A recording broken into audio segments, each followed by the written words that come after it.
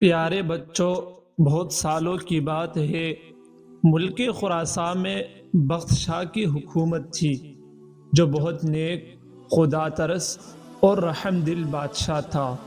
اس کے برعکس بخت شاہ کا وزیر دلاور انتہائی مغرور اور بد مزاج شخص تھا۔ وزیر بننے کے بعد قوت و اختیارات اور دولت کی ریل پیل نے اس کا دماغ خراب کر دیا تھا، جس کی وجہ سے وہ ہر شخص کو حقیر سمجھتا تھا۔ ایک دن بخت شاہ دلاور اور اپنے ایک خاص ملازم کے ہمراہ سفر پر روانہ ہوا۔ وہ تینوں علیحدہ علیحدہ گھوڑوں پر سوار تھے۔ جب وہ ایک صحرا سے گزرے تو اچانک انہیں ریت کے طوفان نے گھیر لیا۔ گرد و غبار کی وجہ سے انہیں راستہ سمجھائی نہیں دے رہا تھا، لیکن ملازم نے بادشاہ کا ساتھ نہ چھوڑا اور اس کے ساتھ رہا، جبکہ وزیر ان سے بچھڑ گیا۔ کچھ دیر بعد جب طوفان تھما تو وہ دونوں الگ الگ وزیر کو تلاش کرنے لگے۔ کافی دیر کی تلاش کے بعد ملازم کو ایک جھونپڑی نظر آئی۔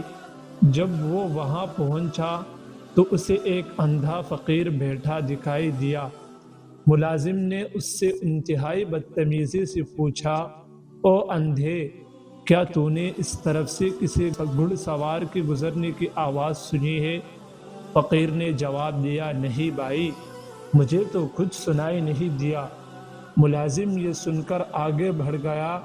تھوڑی دیر بعد وزیر دلاور بھی اپنے ساتھیوں کو تلاش کرتا ہوا ادھر سے گزرا۔ جھونپڑی دیکھ کر وہ بھی رکا اور اس نے فقیر سے پوچھا، او فقیر، کیا تم نے یہاں سے کسی آدمی کے گزرنے کی آواز سنی؟ اس نے وزیر کو بھی وہی جواب دیا جو ملازم کو دیا تھا۔ وزیر بھی وہاں سے آگے بڑھ گیا۔ کچھ ہی دیر گزری تھی کہ بخت شاہ بھی اسی جھونپڑی کے پاس سے گزرا۔ فقیر کو دیکھ کر گھوڑے سے نیچے اترا، پہلے فقیر کو سلام کیا، اس کے بعد انتہائی ادب سے پوچھا، شاہ صاحب، کیا آپ نے کسی گھوڑے کی ٹاپوں کی آواز سنی ہے؟ نابینا فقیر نے جواب دیا، جی ہاں، جہاں پناہ، پہلے حضور کا ملازم ادھر سے گزرا، پھر آپ کا وزیر۔ بادشاہ کو یہ سن کر بہت حیرت ہوئی۔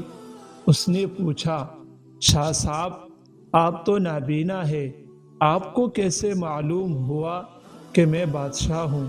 اندھے فقیر نے مسکرا کر جواب دیا، عالی جہاں، آپ کے ملازم نے مجھے اندھا کہا، آپ کے وزیر نے مجھے فقیر کہا، حضور نے مجھے شاہ صاحب کہہ کر مخاطب کیا، لہٰذا گفتگو اور لہجے سے میں نے انداز لگا لیا کہ کون کس مرتبے کا ہے۔ بخت شاہ فقیر کی باتوں سے بہت خوش ہوا اور اسے انعام و اکرام دینے کی کوشش کی، لیکن فقیر نے لینے سے انکار کر دیا۔ بادشاہ فقیر کی کٹیا سے رخصت ہو کر محل پہنچا، جہاں ملازم اس کا انتظار کر رہا تھا۔ اس نے اسے فقیر سے بیہودہ انداز میں گفتگو کرنے پر سرزنش کی۔ اسی دوران وزیر بھی محل پہنچ گیا۔ بادشاہ نے اسے بھی نابینا فقیر سے ہونے والی گفتگو سے آگاہ کیا، پھر دونوں کو سمجھایا کہ اعلیٰ مرتبے یا عہدے کے نشے میں کسی انسان کو کمتر اور حقیر نہیں سمجھنا چاہیے۔ یہ سب کچھ اللہ تعالیٰ کا دیا ہوا عطیہ ہے، لیکن یاد رکھو، اگر خالق کائنات کسی کو کچھ دیتا ہے تو وہ اسے واپس لینے کی بھی قدرت رکھتا ہے۔ معزز سامعین، اس قصے سے ہمیں معلوم ہوا کہ کسی بھی انسان کو فقیر یا کمتر نہیں سمجھنا چاہیے۔ ہر انسان کو یہ سمجھنا چاہیے کہ وہ ہر انسان کو اپنے سے بالاتر سمجھے، کیونکہ اس شخص کی حقیقت صرف اور صرف اللہ ہی جانتا ہے کہ اس کا کیا مرتبہ، کیا رتبہ ہے۔